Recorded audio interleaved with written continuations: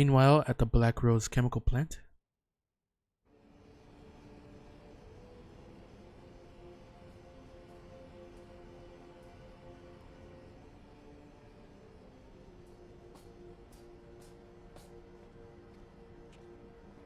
Our supplies of Black Rose have been ruined, but the new plant is already under construction. We should have the first batch ready in time for the offensive, Your Radiance. Ready? See that you do.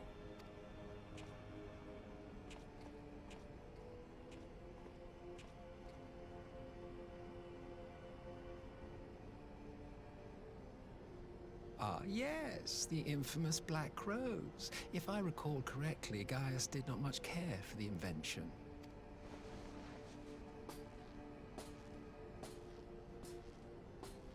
A ruthless and indiscriminate weapon indeed, this airborne poison. It seems you are capable of making decisions worthy of your bloodline. With no gift for sorcery, we Garleans must look to Magitech to even the odds. If it spares the needless deaths of our soldiers and serves the cause of this empire, there is no method I would not employ. How very noble of you. Truly, though, I must commend you for embracing your role as Emperor. You play the part of the determined ruler well. Sometimes even I catch myself believing.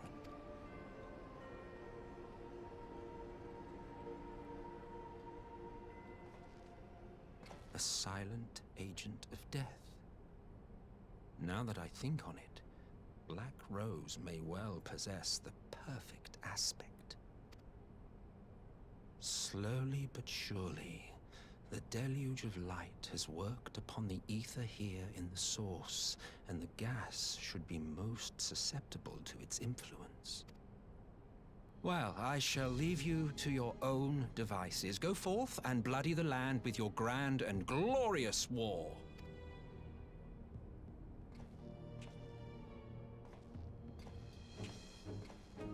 While you do what, precisely?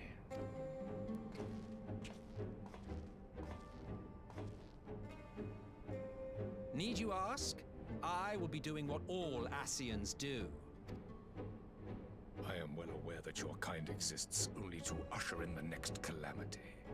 But you seem oblivious to the harm your singular agenda causes to the Empire. You cannot have forgotten the events which followed your mortal demise.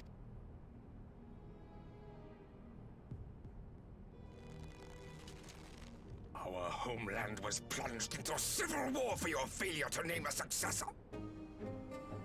The edifice you so carefully constructed was but a hair's breadth from collapse. Are you truly so naive? You thought me oblivious to the consequences of a departure so painstakingly timed? It was by design? Well, of course it was. Though I will admit the resulting panic exceeded even my wildest expectations. But how can you be surprised? Throwing the world into disarray was the very purpose for which this nation was, as you say, so carefully constructed.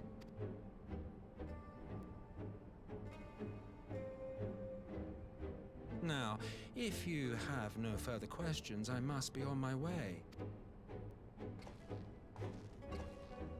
Since we may not meet again in this lifetime, it would be remiss of me not to offer a word or two of gratitude. I really must thank you for this surplus of vessels. I can mold any host into my own image, but having bodies tailor-made for me in this fashion is so much less tiresome. You dabbled in Allagan cloning techniques, yes? It certainly is a compelling, not to mention entertaining, field of research. And of all the options available, you chose the founding father on whom to experiment. You have a twisted streak to you, Varus. Like grandsire, like grandson, hey? This fucker. If events play out as planned, this will become something of a family enterprise. You will be the capstone of this world, I the anchor and shard, and together we will give the lie to this star's fraudulent existence.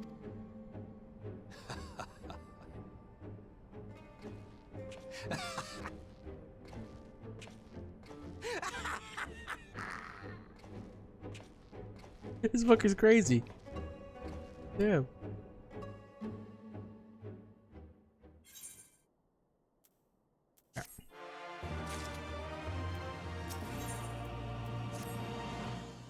We must leave now to convene with Eorzea's leaders, and it may be some time before I return to Doma. Akuro, I leave you in command. My lord. I shall assemble an advance party with all haste, and join you in Alamigo forthwith. I've just received word from Lise. The Alliance has established a base camp near Alamigo's northeastern border. Once we've arrived in the locks, we're to report to a resistance officer station in Porta Praetoria, who will point us in the right direction. Let's not keep them waiting. Alright.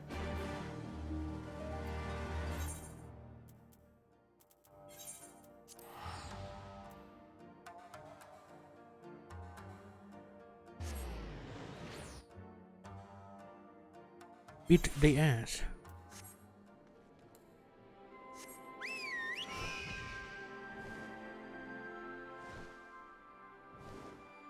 Hello. You must be the Scion party I was told to look out for.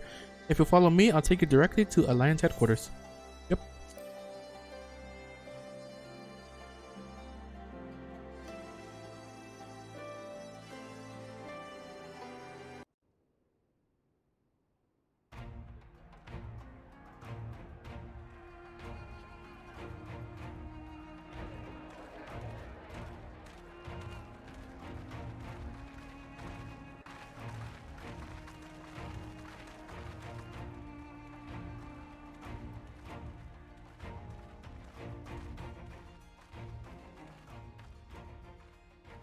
Welcome back, you two. Greetings, Lord Hien. Glad you could join us. Glad to be here. I would have come sooner, where our own defense is not in question, but I am pleased to report that our soldiers are assembling for deployment to Alamigo as we speak. We're grateful for your support. Thanks to the efforts of our allies, it won't be long before we've established defensive positions on this front as well.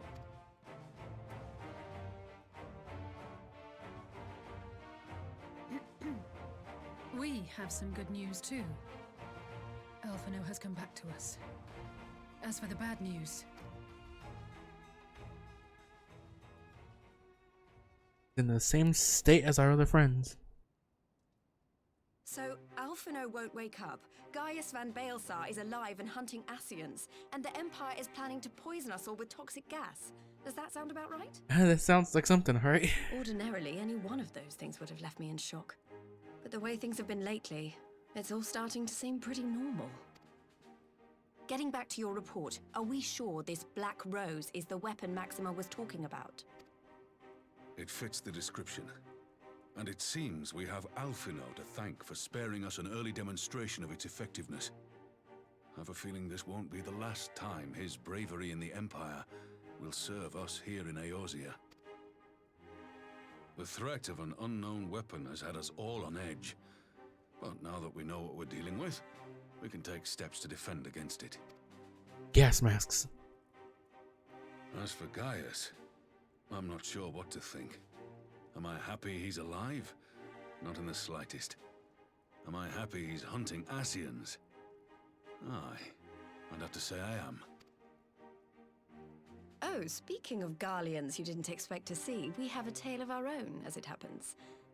When we sent envoys to the Imperial Army to request talks, they returned with the message that Varys Zos Galvus would be attending. The Emperor himself. Damn.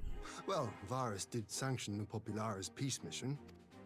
But knowing that an Ascian walks in his son's skin, I do not see how we can trust him or anyone from that nest of vipers. The Alliance would proceed with negotiations regardless, if only to give ourselves more time to prepare. We do, however, require your cooperation. Right.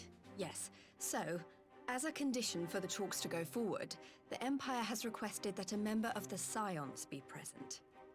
There'll be a representative from each Alliance nation, of course, but I'm afraid we have to ask that you come along too.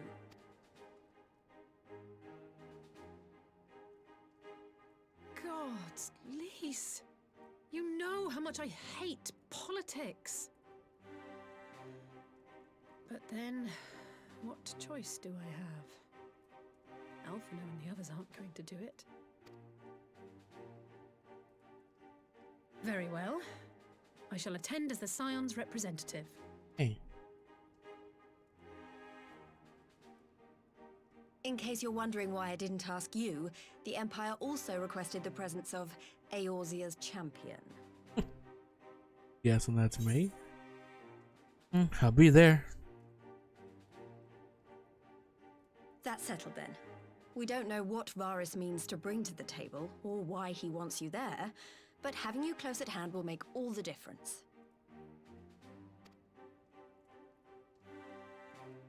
The meeting will take place on the border. Anticipating an early assault, we mean to position the bulk of our forces nearby.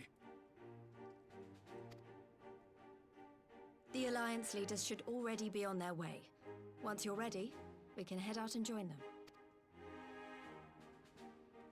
I don't trust that.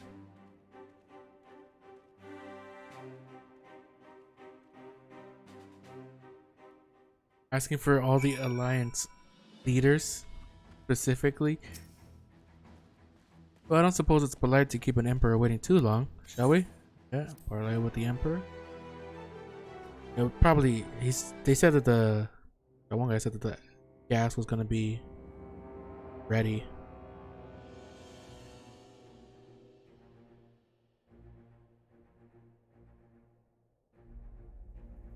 Well.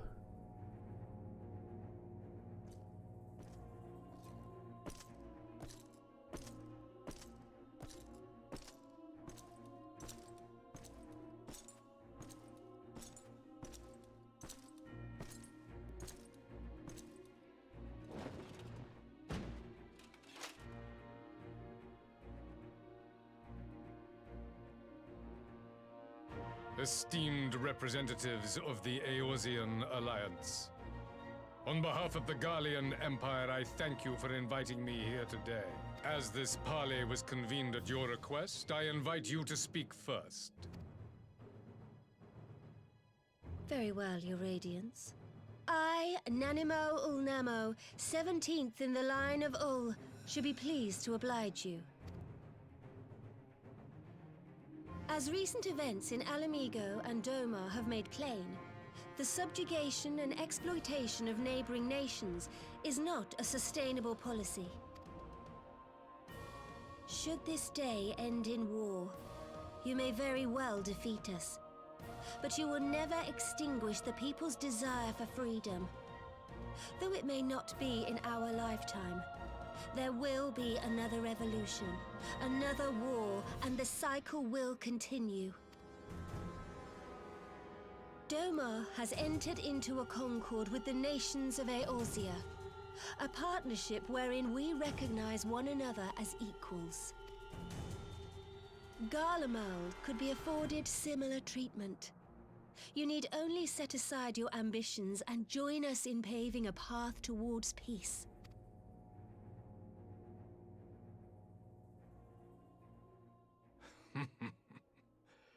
You will not win me over with sophistry, Your Grace. As you know only too well, this alliance lacks the strength to keep the peace within its own borders.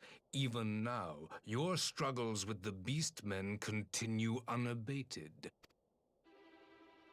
Divided, you sow this fertile soil with the seeds of your differences and reap naught but discord and chaos for your trouble. Eorzea must be united under one leader, one purpose. I would offer you both and bring an end to your strife. With all due respect, Your Radiance, the only thing that you offered the people of Alamigo was fear and hopelessness. The citizens of Dorma can also attest to the meager arms of Imperial rule. There is no purpose to be found in a life of oppression, each day more uncertain than the last. Our people are willing to die for their freedom. A great many already have, and countless more will, if we don't put an end to this madness here and now.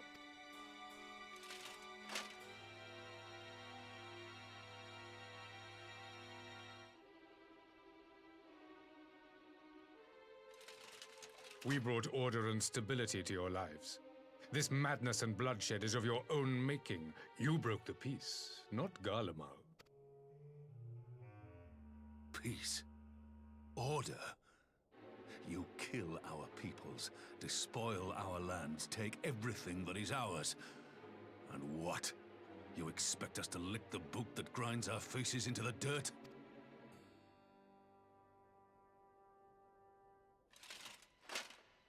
I expect you to weigh the costs. To recognize that countless lives have been lost on both sides in pursuit of a greater good, and to not squander all we have achieved in a fit of petulance.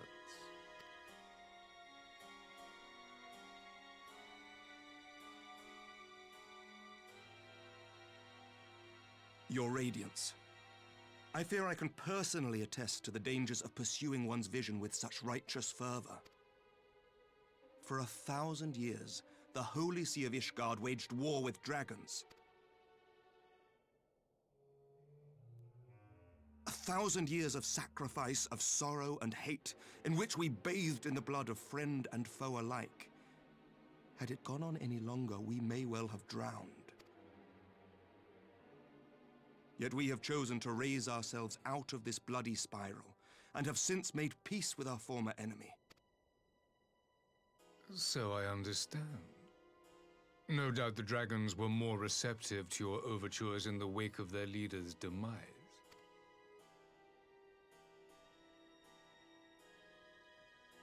You speak of peace, yet use war to achieve it.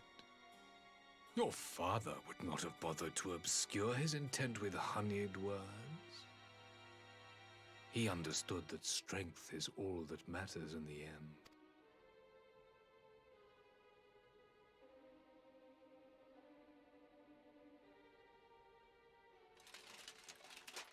Without his clarity of vision, I can but wonder what will become of Ishgard and her people. There was a time when Garlemald, too, lacked a leader of conviction. Weak and unable to wield magic, we were at the mercy of the strong, from whom we sought refuge in the bitter cold of the north.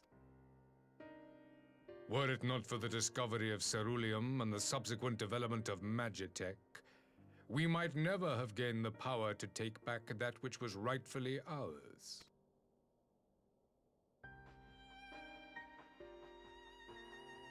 You speak as if your people were the first to have been driven from their homes. Limsa Lominsa was built by wayward souls in search of a place to call their own. On the shores of Vilbrand we found it, and from those humble beginnings did we grow and flourish. And all without robbing our neighbors of their liberty.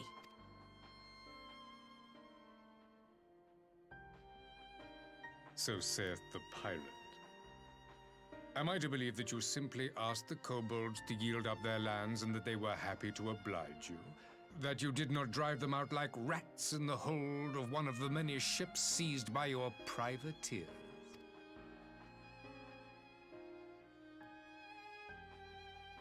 I will concede that after centuries of exile, reclamation may be mistaken for invasion.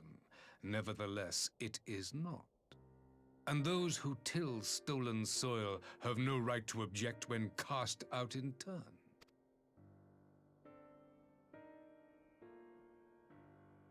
Your uncompromising nature rivals that of the Ixal. They too lament circumstances which they themselves perpetuate. Were they but to embrace peace, we would welcome them with open arms. Indeed, some few have done just that, and now receive of the 12's Wood's bounty. Would that your people might learn from their example.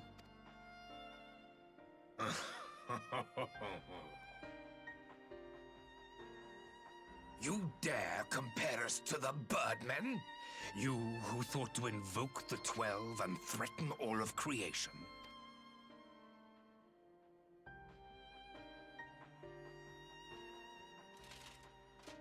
I came here in the hope of finding some speck of common ground, but I see now these discussions will accomplish nothing. Despite what you people may believe, I am not wont to choose the sword over the olive branch. 'Tis but a pity men are loath to accept one without first being shown the other.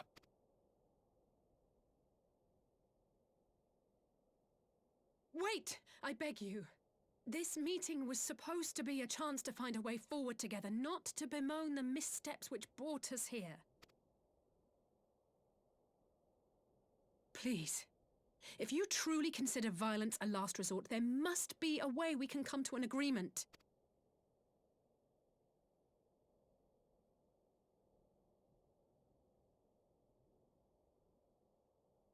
As Mistress Alize says, we did not come here to bicker over the past, but to discuss how we might strive towards a brighter future.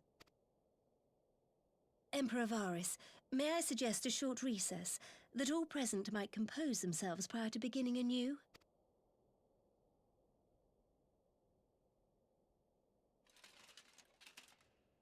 Very well. I pray this intermission will suffice to move these talks in a more constructive direction.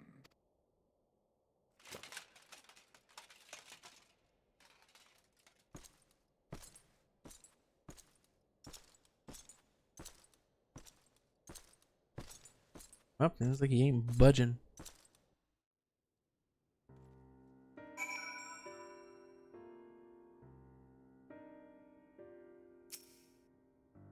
Phew, this is really not my forte. After his Radiance's little performance, it was all I could do to not swear at him. I honestly don't know how I ended up playing the mediator. I just asked myself what Alphino would have done. I tried my best to do the same, and by some miracle it worked. But there really is no common ground to be found with that man, nor do I think he looked for any. So the question becomes, what did he come here to do? Because you may be certain it wasn't to make peace. Whatever it is, I can't make it out. Not yet, at least. We do have a little time before the parley is due to reconvene, though, so why not try consulting our illustrious leaders? Mayhap they have some insight to share. I will say one thing for this Varys. He is well versed in Eorzean history. His interest in our affairs is that of a beast in its prey. The conqueror would know his enemies. All should know their enemies, yet there is much and more we do not know of the Empire.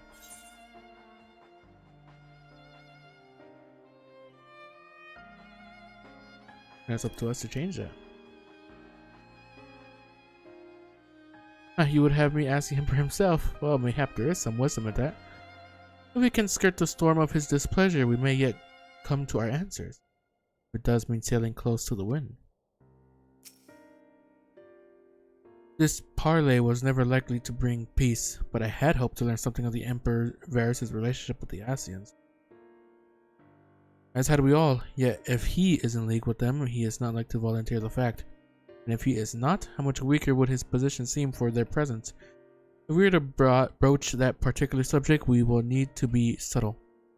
Not that I knew more of the man, if you would indulge me. Lord Hien, you received an imperial education, did you not? Is it true that the Emperor's will is considered absolute? There is no higher authority in all of Garlemald, nor else in the heavens. Come to that. Veneration of the gods is forbidden, the only worship permitted being that of his Radiant's own person. That sounds suspiciously like a religion in itself. I share your disdain for their hypocrisy. Even as they denigrate the idea of faith, they revere their leader with a fervor others reserve for the divine. There's a flaw common to much of the doctrine they fed us. Logical on the surface, perhaps, but contradictory upon closer examination. I wonder if a discussion of the various discrepancies might prompt the Varys to reveal something.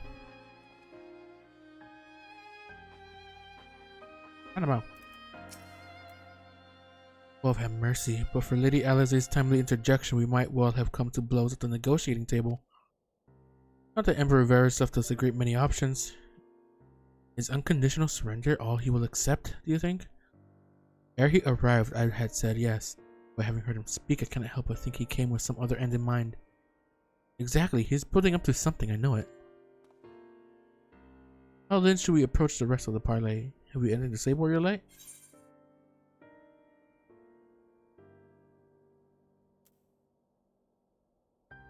Invite Varys to explain himself. I believe he is more apt to reveal the truth if we put him at ease. You're right. Thank you, Sarys. Not sure if I said anything right there, but alright. You spoken with everyone then? Good. Now all that remains is to await the pleasure of the Emperor and hopefully fare better at the second attempt.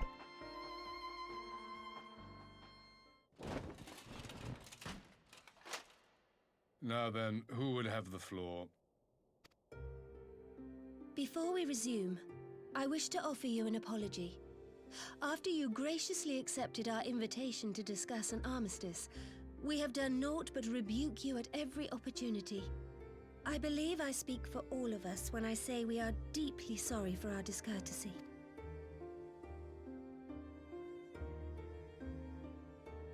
I'll admit your familiarity with our affairs surprised me, and served to remind me how little I know of yours. I think all here can understand the desire to reclaim one's homeland. But why expand further? That is my question. If I may, the answer can be found in the Imperial doctrine they took great pains to impart to my people. Recognizing the threat icons pose to the world, Solus Zos Galvus decreed that they were to be eradicated. To this end, he began a campaign to unite all lands under the Garlean banner. Or so we were taught. Yet the Emperor only reached the burn, the Barrens said to have been laid waste by icons, after conquering all the lands that lay between. What is more, I am quite certain the practice of summoning was not nearly so widespread in the days before the Empire's founding. When you put it like that, it all starts to sound like an excuse, doesn't it? But to distract from what?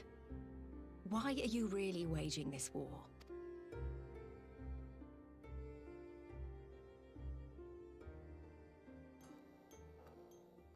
Butterflies. Finally, you ask the right question. I can but hope you heed mine answer and at last accept the righteousness of our cause. My goal is this: to return the world to the way it once was, the way it was always meant to be. In doing so, mankind will be made whole once more.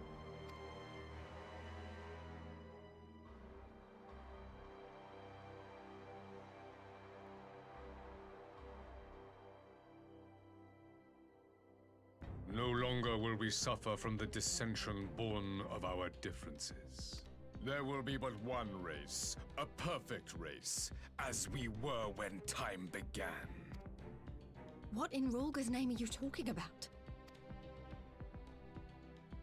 I am talking about the origins of this star, of the source and its 13 reflections. At the instant of the great sundering, 'twas not only the world that was shattered, but mankind itself. Thus were we divided into myriad races, each with its own unique imperfection. That is why man looks upon his neighbor and feels fear and hatred, why he wages war, why he kills his brother. You all in your own way have proven as much today. The peace you seek is but a fleeting solution to a fundamental problem. One which calls for more drastic measures. To bring about everlasting peace, our worlds must be rejoined. That is the goal the Empire would see realized. The glorious future unto which we shall one day shepherd mankind. A rejoining of worlds. I have heard this tale of the Source and its reflections before. Are these not the self-same desires as the Ascians? Emperor Varys, do not trust in their words. They will lead you to your doom. My father thought to use them, but in the end he succumbed to their temptations. He embraced summoning like so many other pawns before him. Do not tell us you mean to do the same.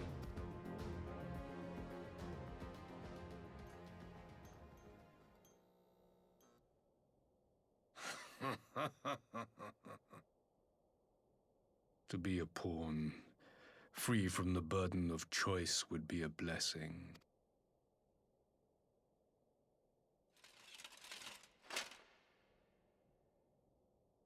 But I forswore that privilege the day I learned that the Garlean Empire was built by the hand of an Ascian.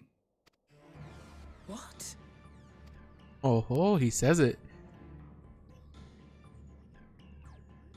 Yes.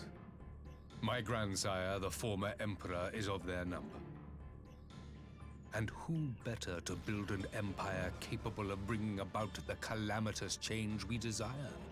Would you condemn me for this alliance? For bowing to the will of these shadowy masters, when the prize is true and lasting peace?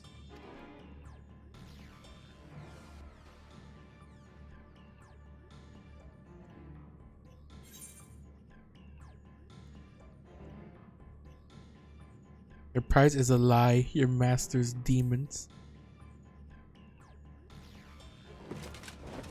I come not to conquer, but to liberate. To free man from the prison of divergence. Imagine a world united. One perfect race beneath a single standard. An army before whose might these servants of darkness and light would fly as leaves in a storm, never again to meddle in man's affairs. We would be the masters of our own fate. I bid you join me, not as subjects of Garlemald, but of a new nation. And together we shall win freedom for ourselves and generations yet unborn. You want to trigger another half-dozen calamities? You can't be serious! Have you forgotten how many died? There will be no one left. Do you truly imagine we would aid you in your bloodletting? It is unthinkable! Unconscionable!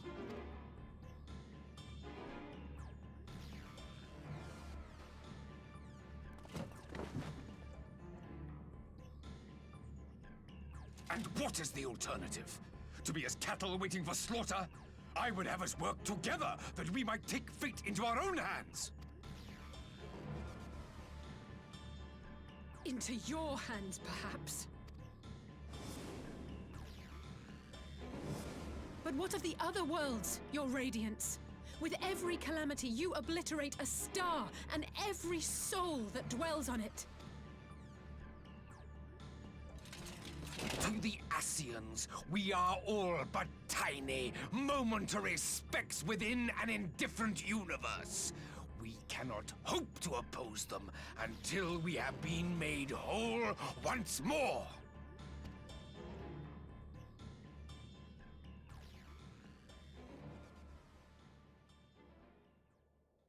Are these truly the words of Garlemald's ruler? The flaws and foibles which you so abhor are what make us who we are. Every nation, even yours, Emperor Varys, is made whole through the combination of these imperfections, the strengths of one compensating for the weaknesses of another. While it is true that man succumbs all too often to anger and avarice, he may yet overcome his baser instincts through the forming of bonds with others, fostering community and cooperation. That the protector of an empire should not only reject these fundamental truths, but seek to change them at so dear a cost to life is indefensible. Such a man is not fit to govern.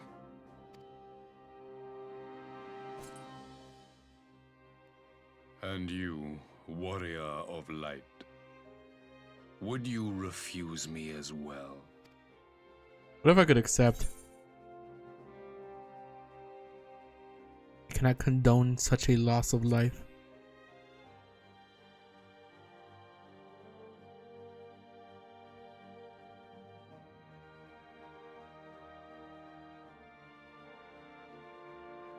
It would seem the Alliance is of one mind on this matter.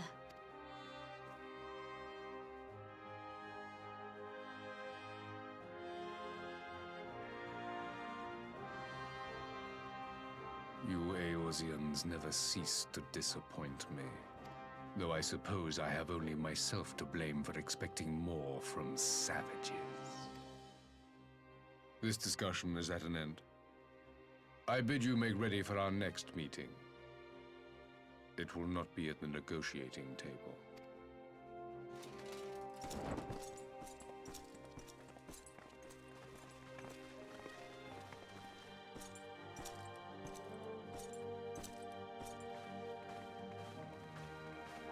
Well, that went about as well as I thought it would.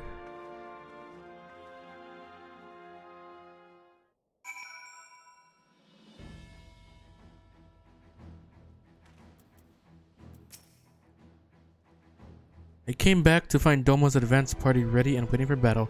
Though, as worrying as our little chat with the Emperor was, it did buy enough time for at least some of our allies to arrive.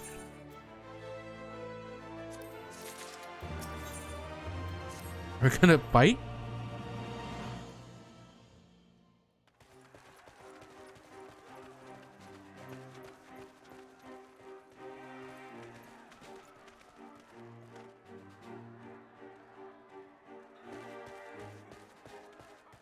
Hopefully I don't get... I'm not sure what I was expecting from our meeting with the Emperor, but it wasn't that.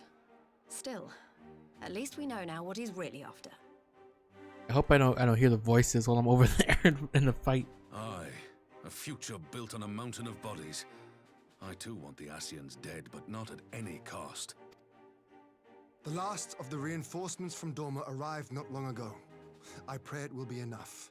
Given the Emperor's stated goal, this is a battle we can ill afford to lose.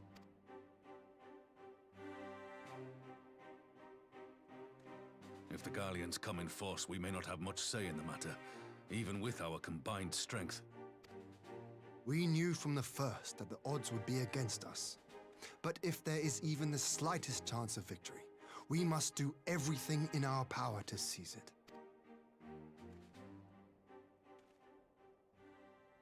We must seize it, full stop. Here! Yeah, we are.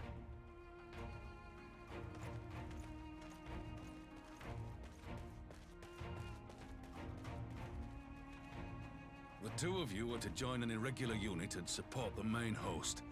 I won't bother asking if you're minded to fight. After coming this far, how could I not? And for once, there's no one around to countermand me. Not that they would. Not even my brother. But we all know who really make the difference. Ready to frighten some Garleans? Yeah, I am. I wouldn't want to be on their side. Might I ask you to accompany the Dorman contingent? They are strangers here, and your presence would do much to raise their spirits. Alrighty. Help my brothers from the east. We would be honored. When our people stride out with you in their midst, I dare say the Eorzeans will feel an ilm taller themselves. High spirits have a way of spreading. What I wouldn't give to join you. But my duties as field commander will not allow it. I'll leave the front lines in your capable hands.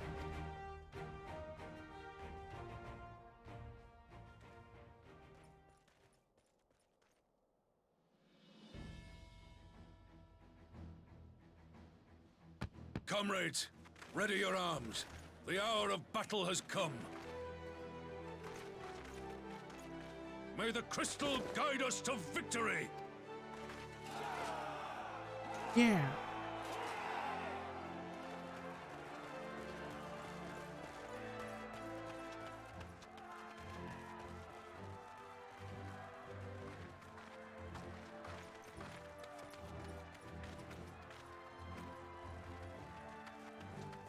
We'll beat their asses. Since the others couldn't be here, we'll have to fight twice as hard.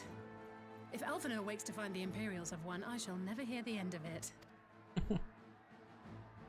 It's strange. I thought I would be terrified when the fighting started. I should be terrified. But with you at our side, I can't help feeling everything is going to be all right. So please, don't you dare leave me alone.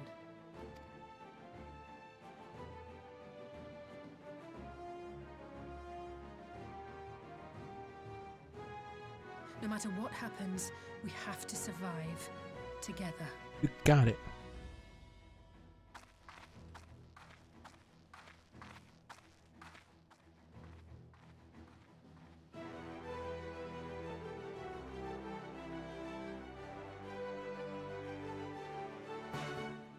Oh.